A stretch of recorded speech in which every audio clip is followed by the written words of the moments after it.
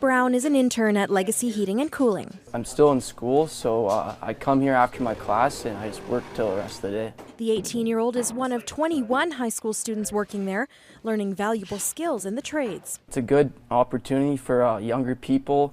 Finding jobs isn't that easy. Brown's internship is through the Registered Apprenticeship Program, led by the province, but supported by a nonprofit called Careers, which places the students in that program. We work in collaboration and partnership with high schools and industry to provide youth an opportunity to explore careers and develop their post-secondary pathways. Last year, Careers facilitated more than 4,500 paid work placements across various sectors and industries in Alberta. These are generally employers who are looking for the next generation, for the next workforce, and they offer these internship positions very often in the summer or throughout the year. Students can also earn credits towards graduation and in many cases hours towards post-secondary certification. They're providing us with much needed workforce, and we're providing them with a much needed opportunity for them as well. Joe Kilcup is in charge of the training program.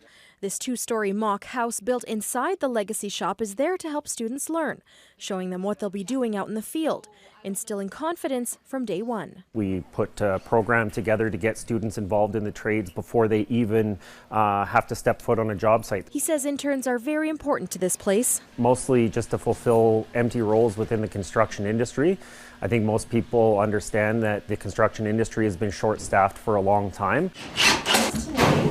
A gap Brown is eager to help fill, thanks to this opportunity. I really like this trade, and I hope I can maybe make a business of my own one day. The application deadline for summer internships with the program is June 1st.